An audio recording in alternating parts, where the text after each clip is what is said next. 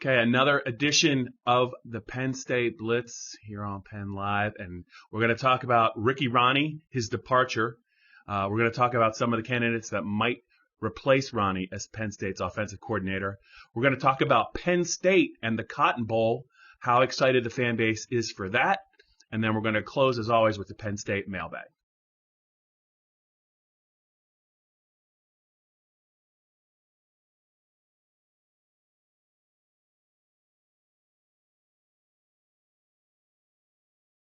Greg Pickle, I got a question for you. I got many questions for you for this podcast. Let's get into it. It's interesting that now December and January are becoming way more hectic for everyone than actually the regular season when it comes to Penn State football.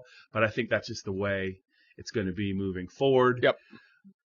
How surprised should the fan base be? How surprised are you that Penn State is in the market for yet another offensive coordinator with Ricky Rahne taking the Old Dominion job? Yeah, so it really stuns me that Brent Pry is not a head coach and Ricky Rahne is. I mean, if you would have offered betting odds on that, I don't know what they would have been, but they would have been astronomical because James Franklin steadfastly has said that it was attractive that Ricky Rahne did not want to ever be a head coach back in 2017. Right.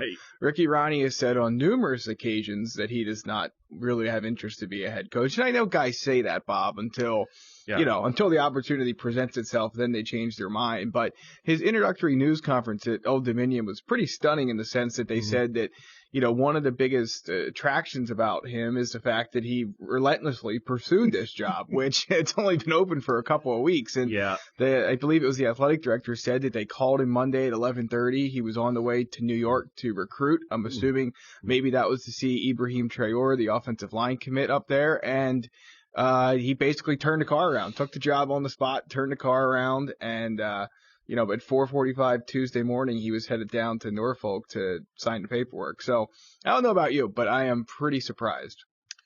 Yeah, so before we talk about maybe some candidates that James Franklin will align to replace him, by the way, James Franklin, we probably should mention, got an extension. Right. But I mean, not to bury the lead, but he got an extension through 2025, including some money for assistant coaching salary upgrades, probably some more money for some facilities upgrades. Let's not lose track of that here on the Penn State Blitz podcast. But the Rahne news almost seems like I don't know if it's more significant. Because I don't know that a lot of people expected James to leave. I think a lot of people expected him to get the extension after what he said against following the Rutgers game. But is it possible? What Ricky said during his introductory press conference at Old Dominion, it might very well be true, even though he had said he didn't want to be a head coach. Is there a world, or do you believe there's a chance that after 2 years, maybe Ricky Rahne just wasn't comfortable being the Penn State offensive coordinator? You can't rule it out. I mean, certainly not. And, again, it's surprising. And you have to assume that unless he greatly changed his mind within the last 8 months and wanted to be a head coach all of a sudden, there probably has to be some underlying factors here, whether it comes from the school side, his side, maybe a little bit of both. I don't know. We'll never have those answers. Sure. But, to think that, again, a guy that has been steadfast in not wanting to lead his own program suddenly is, again, unless he did a sudden about face, I just wonder if he saw the opportunity as not just one to, maybe step into that role. Maybe he did change his mind, but also to, springboard down the road. Maybe his stock had fallen a little bit at Penn State as the offensive coordinator. I don't know. Bruce Feldman said Wednesday morning that, one NFL coach said there's no better run pass option coordinator in the country, which I find interesting. So, we'll, again, probably never know all of the factors that led to this, but certainly it was a tad bit surprising to see him not only take this job, but even be mentioned for it at all. And again, especially when you consider that Brent Pry has been linked to jobs, I think, since 2016. He remains at Penn State. I can only imagine that a part of James Franklin's extension may have been a nice pay bump for old Brent Pry. And as we get into the candidates, Bob, I think there's going to be a significant upgrade in coordinator pay on the offensive side of the ball too. Yeah, and Ricky Rahne is entitled to change his mind. It could very well be that he wanted to do that, and maybe he will become a tremendous head coach. He was with James Franklin at Vanderbilt. I I think he was he a GA on his staff at Kansas State? Yeah. So the relationship there is a long one. But this will be James brought John Donovan with him from Vanderbilt to Penn State to be the OC. That worked well. After the 2015 regular season whooping at Michigan State, he parted ways with John Donovan. Next thing you know, Joe Moorhead is the OC after being the head coach at Fordham. He brings the RPO offense to Penn State. And I'm sure Ricky Rahne kind of learned a lot from Joe during Joe's 2 years. And then he took over in the Fiesta Bowl. And then at the start of the 2018 season. Let's move it a little bit forward, Greg. A lot of people wondering maybe what James is going to do next. He's always got a list of coaching candidates. I don't think anything surprises James anymore. The question is how do you see this search playing out? Is there any chance he'll promote from within? Is he looking for a big name? And who are probably the 2 or 3 candidates you think are going to get some hot pursuit from one of the great recruiters in college football? Yeah, well, for starters, to your point of Franklin not being surprised by anything, I still can't ever recall, and we'll get to this in the second segment of the Blitz, but a team landing a 4-star player hours before his future coordinator leaves. I'm sure it's happened before, but the fact that Theo Johnson committed to Penn State, I mean, obviously all those ducks were in a row because Old Dominion called Ricky Rahne at 11:30. Theo Johnson committed at 1:45. So they knew what was going on there, but I'm sure they just didn't find out in that 2-hour window. You know, there was some upfront conversation there. But as it relates to the coordinator hunt, I mean, if you look at the USA Today assistant coach salary database, it was conveniently released this week. I say that conveniently because it gives us a nice jumping off point for what Penn State's going to have to pay. I mean, one name that's an easy straight line to draw is Kirk Ciarrocca, Minnesota, Redland guy, local. Does it make sense for him to leave PJ Fleck, who he's been very loyal to? I don't think so, but you know, he's making mid $700,000 there. If he's also an RPO guy, right? So, as Penn State's defense learned, but very well. And James Franklin sort of raved about him after the Minnesota game. Right. So, you know, if he's going to leave there, I'm assuming he's going to want a pay bump. Mike Yurcich is a guy that always comes up when Penn State's coordinator searching. He's making $925,000 at Ohio State. Josh Gaddis is making $1.1 million at Michigan. $1.1 million they're paying him at Michigan. So. You put it all together, and, you know, Brent Pry's most recent salary that was released by the school was like $683,000. We know Ricky Rahne was not making over $580,000 in 2017-2018. We don't have the most recent numbers, but they're going to have to pony up for this one. There's no doubt about it. And I don't think Sandy Barber, James Franklin, Penn State's board, I don't think they're surprised by it. But, you know, the only way you don't, maybe you bring in a guy like Andrew Briner. He's a Hershey guy. I went to Fordham with Joe Moorhead, now at Mississippi State with Joe Moorhead. Maybe he is a guy that if you're looking to spend in the $500,000-$600,000 range, you go with him. But, you know, I think if we've learned anything, Bob, about the way James Franklin hires coaches is that it's not always going to be, and almost usually isn't, the most obvious potential candidates. And you got through your list. The fan base is scratching their heads right now.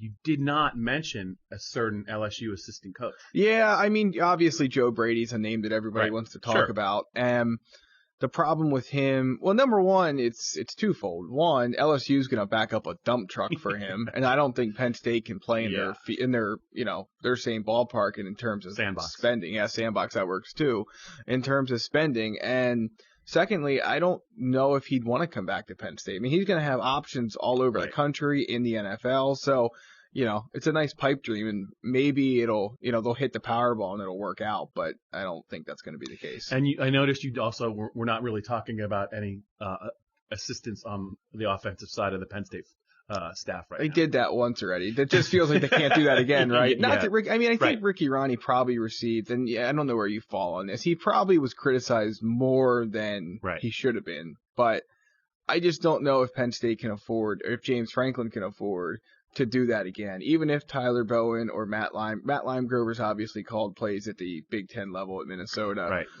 Tyler Bowen called him at Fordham, so they have some guys with experience, but do you really want to go that route again, or do you want to pay somebody to come in almost like Moorhead did and be an instant fix overnight? Yeah, and whoever is hired is going to be a guy that's, you know, James wants an offense that the quarterback's a running component. It's going to be an RPO guy, and that's really the way college football is going. So it's not really – there's going to be a long list of guys, I think, that are familiar with that type of offense.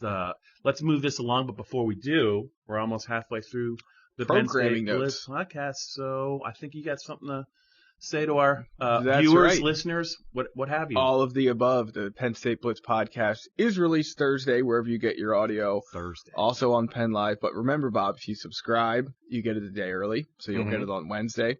Also, if you like and rate and leave comments, we'd appreciate it. And if you still want the video versions, those are always up to youtube.com/allpennstate. Be sure to like and rate and subscribe there as well. Penn State, not in the Rose Bowl. No. Very, very contentious championship Saturday played out, and Wisconsin gave Ohio State a run in the Big Ten championship game for 30 minutes before kind of going a little bit quietly in the second half. But when it came time to announce the bowl game matchups, Wisconsin kind of stayed put. Mm-hmm. They're going to Pasadena. Penn State fell to the Cotton Bowl against Memphis, a very good Power 5 team, one-loss team. Dallas, Texas is a fun place to be. That's a fun stadium.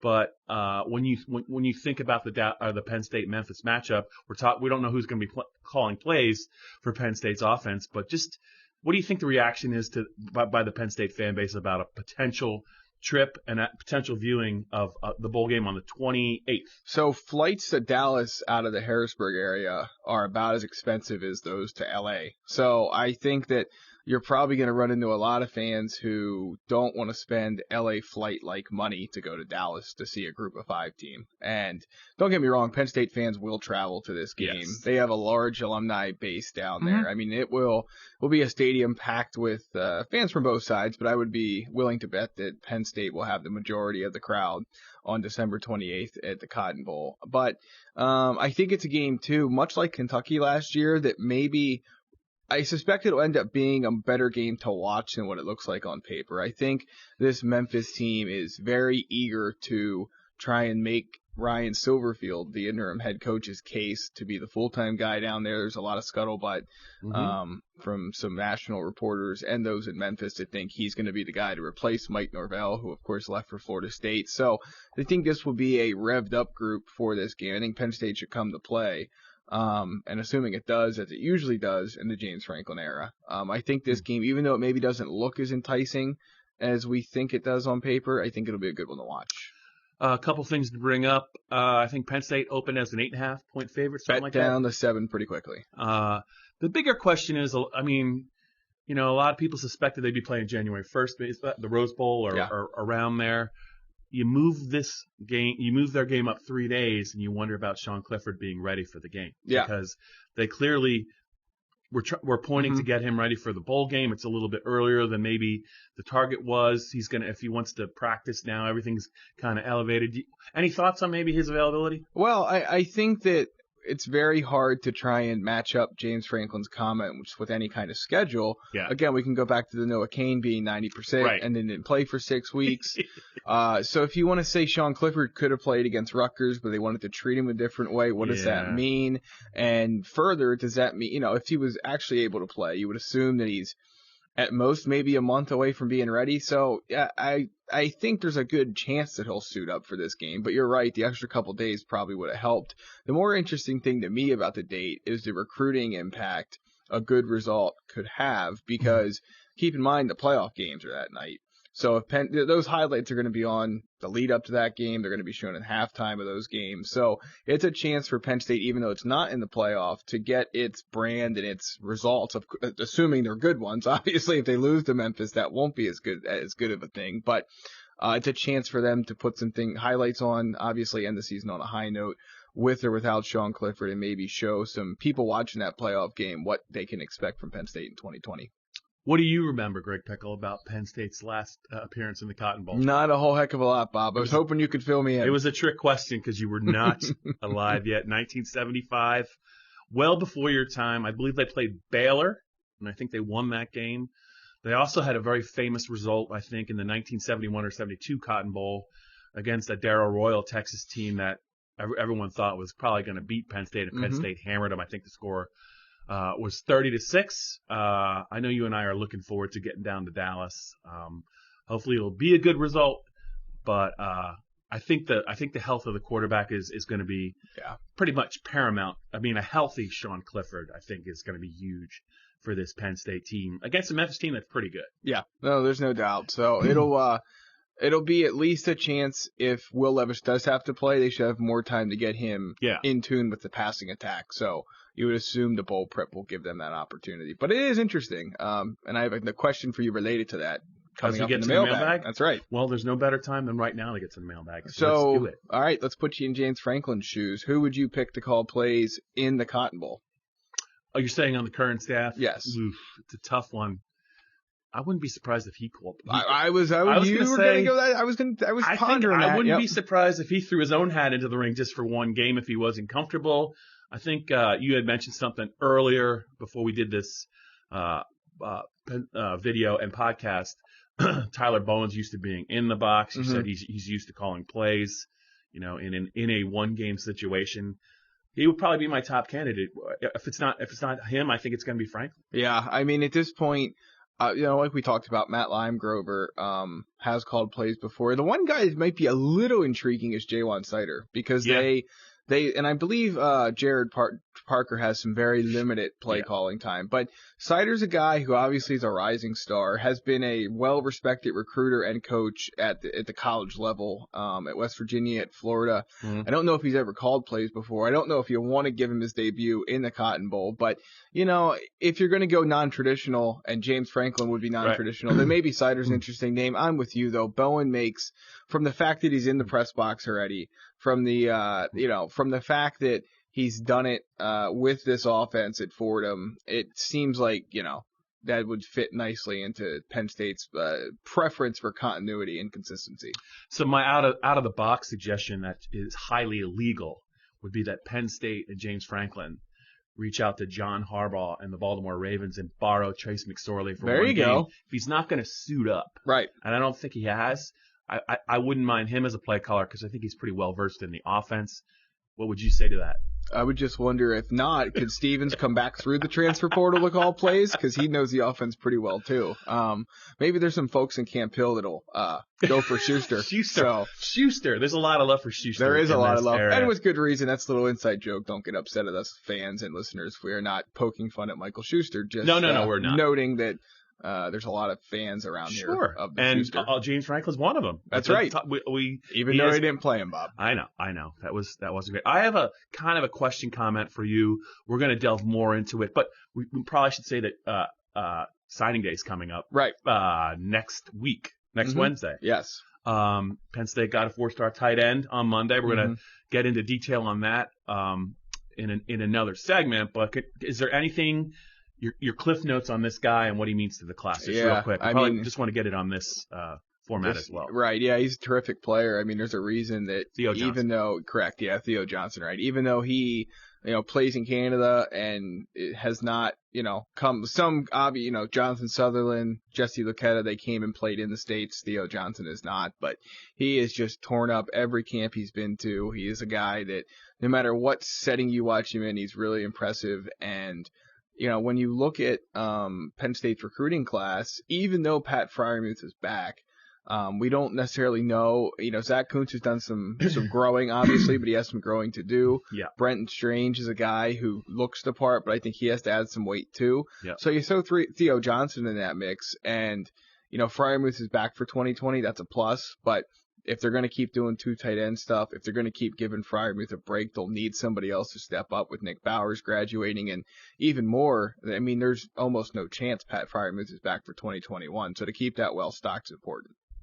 Best Canadian import. It could be a band. It could be a player.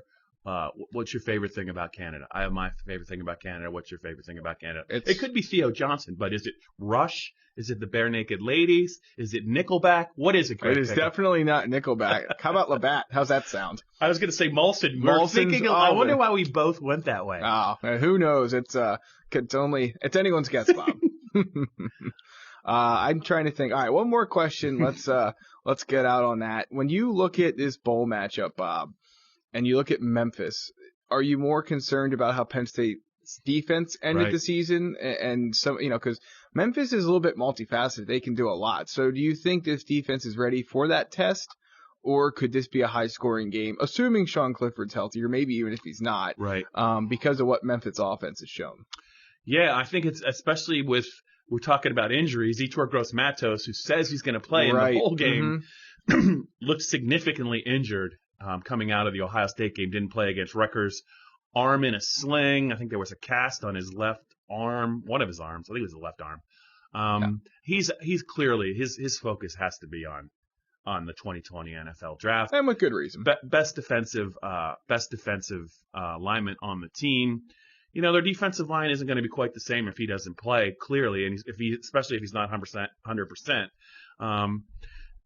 I think it's a game at first glance where Penn State is going to lean on its offensive line. Yeah. I mean, it's a good line. They've been able to run the ball. I don't think the Memphis defensive front is going to be able to match up very well with Penn State's offensive line. Even if Clifford plays, I can't believe he's going to be 100%. So I think the Penn State game plan is going to be around, getting the ball to the running backs, and then Freiermuth Hamler, because who knows, it could be Hamler's final game at Penn State as well. But I think Penn State's offensive line's on the spot in this game. All right, more Theo Johnson talk coming up.